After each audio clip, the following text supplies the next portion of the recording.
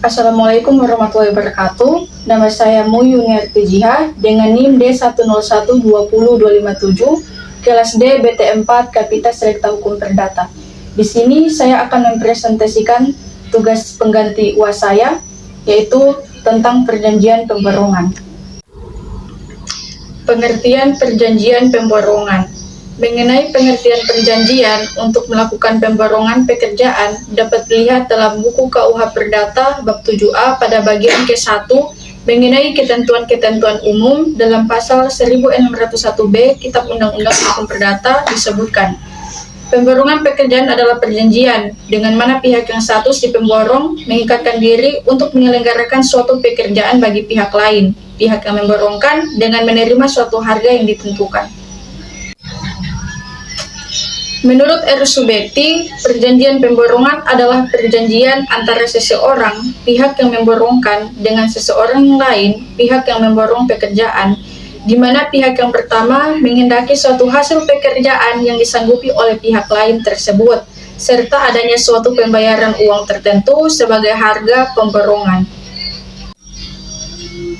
Adapun dasar hukum perjanjian pemborongan dapat dilihat di dalam pasal 1601 huruf B KUH Perdata, kemudian Undang-Undang Nomor 18 Tahun 1999, kemudian Undang-Undang Nomor 13 Tahun 2003 Pasal 64 tentang Ketenagakerjaan.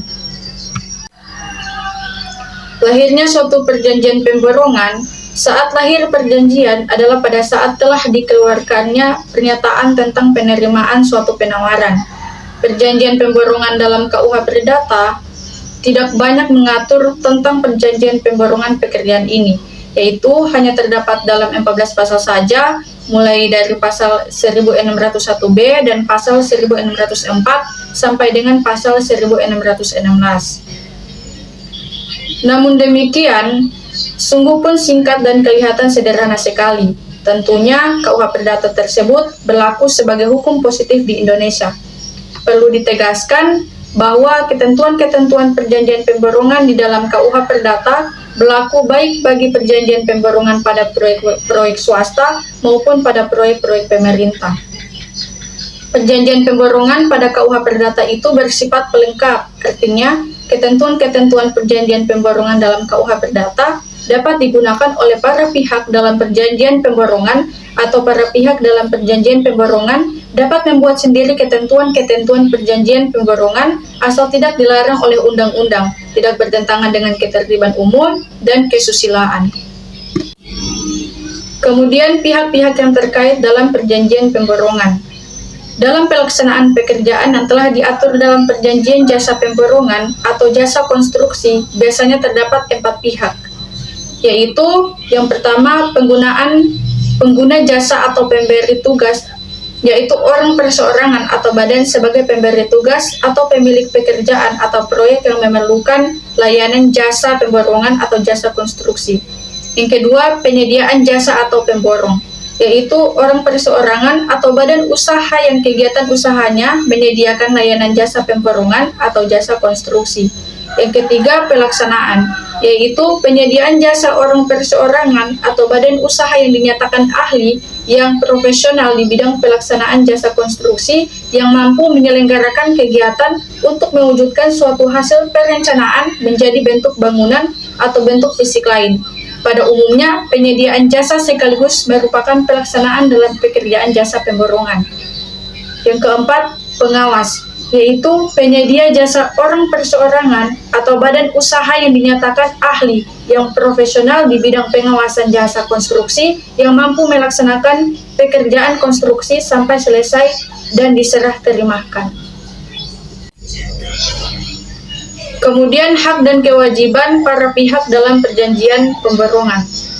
Hak pihak yang memborongkan pekerjaan atau pengguna barang atau jasa adalah menerima hasil pekerjaan sesuai dengan perjanjian, sedangkan kewajibannya adalah membayar harga dari pekerjaan yang telah direncanakan dan dibuat oleh pihak perencana dan pemborong sesuai dengan ketentuan yang telah dibuat dalam perjanjian. Hak pihak pemborong dan konsultan perencanaan adalah menerima pembayaran sesuai dengan harga kontrak dari pihak yang memborongkan pekerjaan, sedangkan kewajibannya pemborong adalah menyelesaikan pekerjaan sesuai dengan harga kontrak dari pihak yang memborongkan pekerjaan.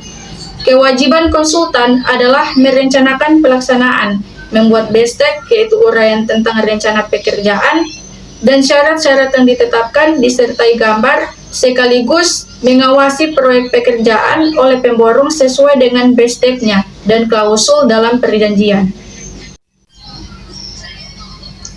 Kemudian isi perjanjian pemborongan. Isi perjanjian jasa pemborongan pada umumnya adalah sebagai berikut. Yang pertama, luasnya pekerjaan yang harus dilaksanakan dan membuat uraian tentang pekerjaan dan syarat-syarat pekerjaan yang disertai dengan gambar atau BSTEK dilengkapi dengan uraian tentang bahan material, alat-alat, dan tenaga kerja yang dibutuhkan. Yang kedua, jangka waktu penyelesaian pekerjaan. Yang ketiga, penentuan tentang harga pemborongan. Yang keempat, ketentuan penyelesaian dan jangka waktu penyelesaian apabila terjadi perselisihan atau sengketa. Yang kelima, ketentuan risiko dalam hal terjadi overmatch. Yang keenam, mengenai sanksi dalam hal terjadinya wan prestasi. Yang ketujuh, hak dan kewajiban para pihak dalam perjanjian pemborongan. Dan yang kedelapan, ketentuan mengenai penggunaan barang atau jasa yang diatur secara tegas dalam lampiran. Kemudian bentuk-bentuk perjanjian pemborongan.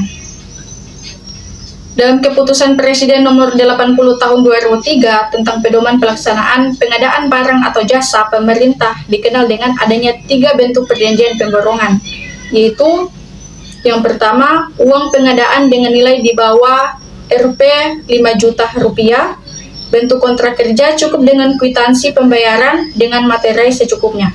Yang kedua, untuk pengadaan dengan nilai di atas dari Rp 5 juta rupiah sampai dengan Rp 50 juta rupiah, bentuk kontrak kerja berupa surat perintah kerja atau SPK tanpa jaminan pelaksanaan. Yang ketiga, untuk pengadaan dengan nilai di atas dari Rp 50 juta rupiah, bentuk kontrak kerja berupa pengadaan barang jasa atau KPBJ dengan jaminan pelaksanaan. Kemudian yang terakhir, mengenai berakhirnya suatu perjanjian pemborongan. Perjanjian pemborongan dapat berakhir dalam hal-hal sebagai berikut. Yang pertama, pekerjaan telah diselesaikan oleh pemborong setelah masa pemeliharaan selesai, atau dengan kata lain, pada penyerahan kedua dan harga borongan telah dibayar oleh pihak yang memborongkan. Yang kedua, pembatalan perjanjian pemborongan yang diatur dalam pasal 1612 KUH Perdata. Yang ketiga, kematian pemborong sebagaimana diatur dalam pasal 1612 KUH Perdata. Yang keempat, pailit sebagaimana diatur dalam Undang-Undang Republik Indonesia Nomor 37 Tahun 2004 tentang kepailitan dan penundaan kewajiban pembayaran hutang. Yang kelima, pemutusan perjanjian pemborongan. Dan yang keenam, persetujuan kedua belah pihak. Demikian presentasi tugas saya ucapkan terima kasih, saya akhiri. Wassalamualaikum warahmatullahi wabarakatuh.